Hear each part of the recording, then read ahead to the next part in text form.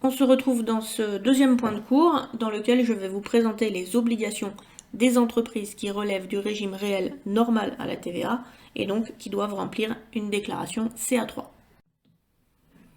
On va d'abord rappeler donc, quelles sont les entreprises qui sont soumises au régime réel normal de TVA. On va présenter quelles sont leurs obligations en matière de déclaration de TVA.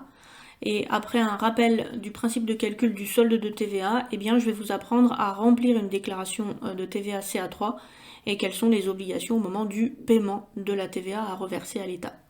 Dans la prochaine vidéo, on abordera quelques applications qu'on prendra le temps de bien expliquer pour pouvoir aborder ensuite les autres régimes de TVA.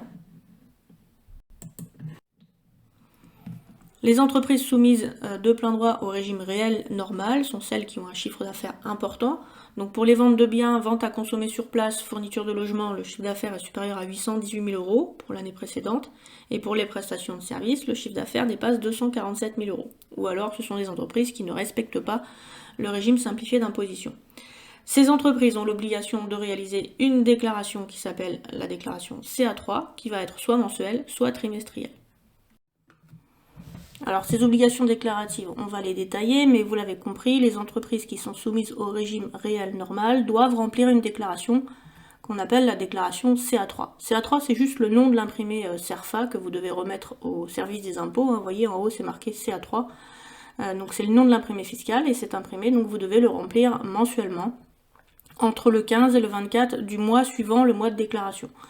Autrement dit, si vous voulez déclarer la TVA du mois d'octobre, eh bien vous allez faire votre déclaration entre le 15 et le 24 du mois de novembre, le temps pour vous de récolter les informations relatives au mois d'octobre. Alors entre le 15 et le 24, en fait, ça suit un calendrier fiscal qui est imposé par l'État et qui dépend souvent d'un ordre alphabétique. Donc selon en fait votre société, ça sera soit le 15, soit le 16, soit le 19, soit le 24. Peu importe au niveau de la date, ça, l'administration vous prévient. Donc normalement cette déclaration elle doit être faite mensuellement, mais les entreprises qui ont un petit montant de TVA exigible à reverser annuellement, en l'occurrence un montant de TVA inférieur à 4 000 €, elles ont la possibilité de ne faire qu'une seule déclaration par trimestre. Alors une seule déclaration par trimestre, ça fait combien de déclarations par an ça ? Ça fait 4 déclarations parce qu'il y a 4 trimestres dans une année. Attention, c'est pas comme les trimestres que vous avez à l'école. Un trimestre, ça fait 3 mois et comme dans une année, il y a 12 mois, ça fait 4 déclarations par an.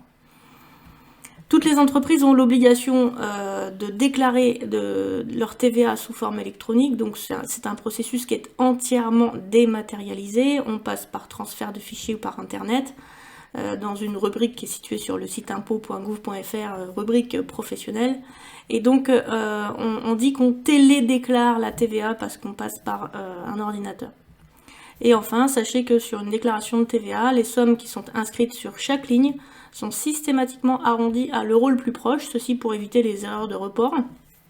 Donc arrondi à l'euro le plus proche, ça veut dire que quand les chiffres qui sont après la virgule sont compris entre 0 et 49, on arrondit en dessous, mais quand les chiffres qui sont après la virgule sont compris entre 50 et 99, on arrondit au-dessus. Donc par exemple, 124,12 est arrondi à 124, 352,67 est arrondi à 353, 450,50 est par contre arrondi à 451. Même si on l'a déjà fait précédemment, on va quand même rappeler comment est-ce qu'on calcule le solde de TVA. Je vous rappelle que pour calculer le solde de TVA, c'est-à-dire le montant de la TVA à payer ou du crédit de TVA que vous avez à la fin du mois, vous faites la différence entre tout ce que vous devez à l'État et tout ce que l'État vous doit. Donc ce que vous devez à l'État, c'est que ça correspond à l'addition de la TVA collectée sur vos ventes et de la TVA due sur les acquisitions intracommunautaires et éventuellement les importations si vous avez opté pour le régime de l'auto-liquidation, et vous allez enlever à tout ça tout ce que l'État vous doit, à savoir la TVA déductible sur vos achats de biens et services du mois en question, sur vos acquisitions intracommunautaires ou sur vos importations, la TVA déductible sur vos immobilisations, et vous allez également enlever à ça l'éventuel crédit de TVA du mois précédent, parce que si vous avez un crédit de TVA le mois précédent, et bien souvent, donc ça veut dire que c'est l'État qui vous doit de l'argent, et bien l'État, il vous dit, ok, je vous dois de l'argent, mais en fait, au lieu de vous rembourser, bon, je veux bien vous rembourser si ça dépasse vraiment un montant important, mais si ça représente un petit montant, moi ce que je vous propose c'est de le reporter sur le mois d'après. Et donc du coup le mois d'après, eh bien le crédit de TVA se comporte comme de la TVA déductible puisque vous allez pouvoir l'utiliser pour compenser en fait votre TVA collectée.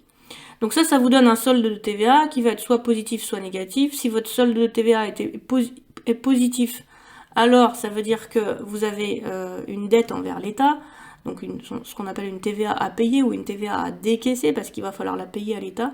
Et inversement, si le résultat de ce solde est négatif, vous avez alors un crédit de TVA, c'est-à-dire une créance sur l'État. Et ce crédit de TVA, vous pouvez soit vous le faire rembourser s'il représente un montant suffisant, donc on va voir les critères tout à l'heure, soit vous le reportez le mois d'après pour venir en diminution de la TVA que vous allez reverser à l'État. On passe tout de suite à la déclaration CA3 que l'on va apprendre à remplir. Alors bien sûr, on va se contenter de remplir les rubriques les plus importantes. Il y a pas mal de cas particuliers et on ne peut pas voir tout cela dans un cours d'initiation. On va commencer par voir la structure de la déclaration, puis ensuite on verra les principales rubriques qu'on a à remplir, notamment lorsqu'on a une activité de vente de biens, et puis on précisera ce que ça change au niveau des services. Alors quand vous regardez une déclaration de TVA, vous en avez une dans votre cours, mais pour ceux qui n'en ont pas sous les yeux, je vous invite à en télécharger sur le site impôt.gouv.fr, vous en trouvez, vous tapez déclaration CA3 et vous allez trouver vite fait l'imprimé PDF. Donc vous avez un premier cadre qui s'appelle grand A, montant des opérations réalisées, où vous devez reporter le montant des opérations qui ont été imposées à la TVA, c'est le hors-taxe ici que vous devez reporter dans la partie gauche, et à droite vous devez justifier le montant des opérations qui n'ont pas été soumises à TVA, donc notamment le montant des exportations et des livraisons intracommunautaires, qui, je vous le rappelle, sont des opérations exonérées. Dans la deuxième partie, vous allez devoir faire le décompte de la TVA que vous êtes censé payer à l'État. Donc vous retrouvez deux parties en fait à l'intérieur de ce grand B. Le montant de la TVA en fait qui est de la TVA exigible, c'est-à-dire de la TVA que vous allez devoir reverser à l'État, donc de la TVA brute à 20%, à 5,5%, à 10%. Vous allez remettre à chaque fois la base hors taxe de l'opération et la taxe exigible envers l'État. Et puis une deuxième sous-partie avec le montant de la TVA déductible. C'est le détail de toute la TVA que vous pouvez récupérer, notamment du fait de vos achats d'immobilisation, de vos achats de biens et services, ou éventuellement du fait que vous ayez un crédit de TVA le mois précédent, que vous allez du coup pouvoir utiliser pour payer la TVA de ce mois-ci. Et enfin, à la fin, vous faites la soustraction en fait entre la TVA que vous devez à l'État et le montant de votre TVA déductible, et vous allez pouvoir calculer votre solde de TVA. Donc si c'est vous qui devez payer de la TVA à l'État, vous remplissez la partie droite, et inversement, si c'est l'État qui vous doit de l'argent, vous avez alors un crédit de TVA et vous remplissez la partie gauche. On va voir maintenant le détail de ces éléments et on va du coup étudier les différents cas d'opération par opération, ligne par ligne, pour voir en fait quels sont les éléments que vous êtes susceptible de remplir à ce stade de la formation. Donc concrètement, je vous invite à prendre un surligneur et puis à repérer avec le surligneur les lignes pour lesquelles vous êtes susceptible de reporter un montant pour cette année. Donc on commence par la première ligne, donc vous voyez que chaque ligne est codifiée, donc sur la ligne 1, vous devez systématiquement reporter le montant hors taxe des ventes et des prestations de services qui ont engendré de la TVA collectée exigible. Donc bien sûr ici pour les ventes vous reportez le montant des factures de biens, puisque c'est la facture qui engendre l'exigibilité de la TVA, et pour les services il s'agit de reporter le montant des encaissements des ventes de services, sachant que ces encaissements doivent ici être remis en hors taxe. On continue avec la ligne 2B, sur lesquelles vous devez reporter le montant des importations, sous réserve que les entreprises ont opté pour le dispositif d'auto-liquidation de la TVA à l'importation. Dans ce cas-là, je vous le rappelle, les importations donnent naissance à de la TVA qui est à la fois due et déductible, et donc puisqu'il y a de la TVA due, c'est bien une opération imposable. Sur la ligne numéro 3, vous reportez les montants des acquisitions intracommunautaires, car je vous rappelle que sur ces acquisitions, la TVA est à la fois due et déductible, c'est un processus d'auto-liquidation qui est automatique, et donc vous reportez ici le montant hors taxe de l'acquisition, et on reportera un petit peu plus tard le montant de la TVA en question. Du côté des opérations non imposables, il y a deux rubriques qui vous intéressent, le montant des exportations à reporter, et le montant des livraisons intracommunautaires. Le reste des rubriques, en fait, on ne les étudiera pas cette année et vous serez amené à voir ça peut-être en entreprise ou un petit peu plus tard dans votre formation. Sur le cadre B, vous allez retrouver le décompte de la TVA à payer avec une première rubrique qui porte sur la TVA brute, c'est-à-dire que l'on va détailler le montant de la TVA exigible, celle que l'on doit reverser à l'État.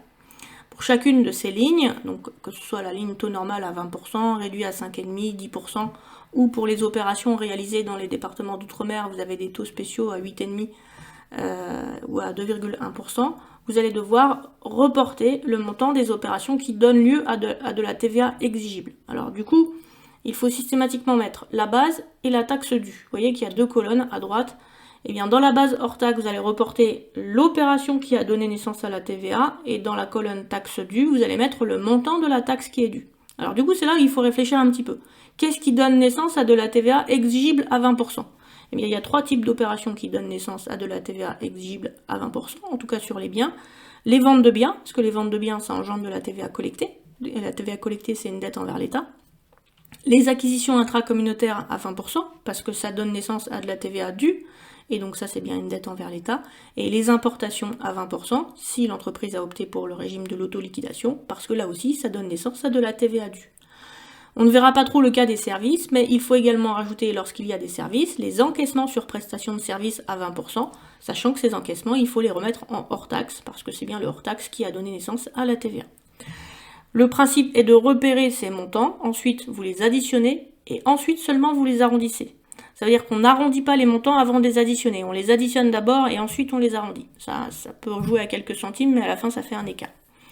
Ensuite, vous reportez le montant de la taxe due. Donc là, vous additionnez toutes les TVA collectées et dues que vous avez à 20% et vous les arrondissez à l'euro le plus proche. Vous avez moyen de vérifier que votre ligne est à peu près cohérente, puisque quand vous faites la base multipliée par 20%, en tout cas pour la première ligne, eh bien vous allez retrouver normalement à peu près la taxe due, sachant qu'il peut y avoir eu des petits arrondis, donc ça ne représente pas toujours le montant exact, mais normalement, en faisant base fois 20%, base fois 5,5, base fois 10, vous retrouvez plus ou moins le montant de votre taxe due qui lui est extrait généralement de la balance comptable.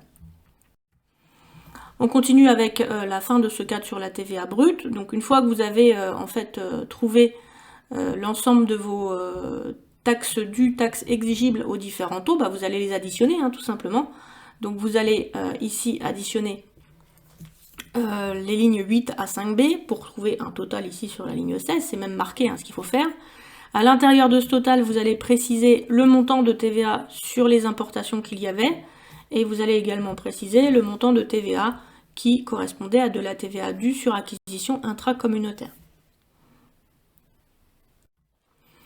On continue avec le cadre qui concerne la TVA déductible. Donc là, rien de bien compliqué, c'est que du report en fait la déclaration de TVA, mais il faut quand même un petit peu réfléchir à ce qu'on reporte. On commence par la ligne 19, où vous allez reporter le montant de la TVA déductible sur immobilisation, arrondi bien sûr à l'euro le plus proche, le montant de TVA déductible sur autres biens et services. Donc si c'est de la TVA sur des biens, bien sûr, vous reportez le montant des factures de biens. Si c'est de la TVA sur des services, il faut faire attention, c'est uniquement de la TVA qui est effectivement déductible, donc il faut que le service ait été décaissé. Ensuite, vous reportez éventuellement le montant du crédit de TVA que vous aviez dans la précédente déclaration, mais des fois il n'y en a pas, puisque c'est quand même assez souvent que vous avez une TVA à payer à la fin du mois. Et puis, à la fin, vous additionnez vos éléments, donc le total de la TVA déductible. Et là, il y a une petite nouveauté sur la déclaration de cette année, c'est que la ligne qui est en dessous, la ligne 24, elle a changé. Il faut préciser à l'intérieur de la TVA déductible le montant de la TVA déductible sur importation. Donc quel que soit le taux, que ce soit de la TVA à 5,5 ou de la TVA à 20. Et donc ça change un petit peu par rapport au polycopier que je vous ai donné. Donc vous pouvez éventuellement mettre du blanc, puis changer à chaque fois sur toutes les déclarations la ligne 24. C'est un petit peu fastidieux, j'en conviens. Et j'ai aussi rajouté le petit commentaire que vous pouvez rajouter dans le cours, ligne 24, préciser le montant de TVA déductible sur importation. Ça c'est pour que ce soit raccord avec votre polycopier. Enfin, dernière partie de la déclaration qu'on remplit soit à droite, soit à gauche. On remplit à droite si on a plus de TVA brute que de TVA déductible. Autrement dit, si on a plus de TVA exigible que de TVA déductible. Dans ce cas-là, on a ce qu'on appelle une taxe à payer, c'est-à-dire un solde de TVA positif. Eh bien, on va reporter ce solde de TVA à payer sur la ligne 28 et également sur la ligne 32. Inversement, si c'est l'État qui vous doit de l'argent, c'est-à-dire si vous avez plus de TVA déductible que de TVA exigible, alors il faut remplir la partie gauche, parce que vous dégagez alors un crédit de TVA. Ce crédit de TVA va être reporté systématiquement sur la ligne 25, ça c'est une obligation, et vous allez également le reporter soit sur la ligne 26, soit sur la ligne 27. Sur la ligne 26, si vous pouvez prétendre au remboursement de ce crédit de TVA, et il faut qu'il ait un montant suffisant, on va voir à combien s'élève ce montant pour avoir le droit de demander un remboursement, soit vous le reportez sur la ligne crédit à reporter, et dans ce cas-là, vous vous servirez de ce crédit de TVA pour payer moins le mois prochain. Donc j'ai bien dit ligne 26 ou ligne 27, mais pas les deux. Donc il y a toujours en fait deux cases à remplir, que ce soit à droite ou que ce soit à gauche. On continue avec maintenant le paiement de la TVA. Alors le paiement de la TVA, il y a deux cas qui peuvent se produire. Soit c'est vous qui devez de l'argent à l'État, soit c'est l'État qui vous doit de l'argent. Si c'est vous qui devez de l'argent à l'État, on dit alors que vous avez une TVA à payer. On appelle ça également une TVA à décaisser. Pourquoi à décaisser? Parce qu'à un moment donné, vous allez devoir prendre l'argent de votre trésorerie pour le verser à l'État. Eh bien, les entreprises ont l'obligation de télépayer leur TVA, toujours entre le 15 et le 24 du mois suivant. Donc, en fait, vous faites votre déclaration et vous payez dans la foulée. Par contre, si l'entreprise dégage un crédit de TVA, celui-ci est normalement imputé sur la taxe due des déclarations ultérieures. Ça veut dire quoi, imputé? Ça veut dire qu'il viendra en diminution de ce que vous devrez payer le mois prochain. Mais le problème, en fait, c'est, imaginons que l'État vous doive 1000 euros, ça peut représenter un sacré montant, et ça peut vous poser des problèmes temporaires de trésorerie, parce que ces 1000 euros, peut-être que vous en aviez besoin ce mois-ci pour payer vous-même vos fournisseurs. Et bien du coup, à la demande de l'entreprise, les crédits de TVA peuvent être remboursables, soit mensuellement si les déclarations de TVA sont mensuelles et si le crédit de TVA est supérieur ou égal à 760 euros, ou en fin d'année civile si le crédit de TVA de fin d'année est supérieur ou égal à 150 euros. Mais par contre, si vous avez, je sais pas, au mois de mars par exemple, un crédit de TVA de 300 euros, eh bien vous ne pouvez pas en demander le remboursement, vous êtes obligé de le reporter sur le mois prochain et il viendra en diminution de la taxe que vous devrez payer le mois prochain. Enfin, dernier point, sachez que les entreprises ont l'obligation de télétransmettre les éventuelles demandes de remboursement de crédit de TVA. Il y a un formulaire qui se remplit également sur le site qui est dédié aux professionnels et donc il n'y a plus de papier, en fait tout est vraiment dématérialisé. Voilà pour ce qui est du principe de la déclaration CA3, de la déclaration et de son paiement. On va mettre tout de suite en application ces éléments avec quelques exercices que l'on va faire ensemble. Ce sont les exercices d'application de cours qui vont être corrigés dans la vidéo suivante. Je vous invite à bien lire le contexte, à essayer bien sûr de le faire vous-même le plus possible.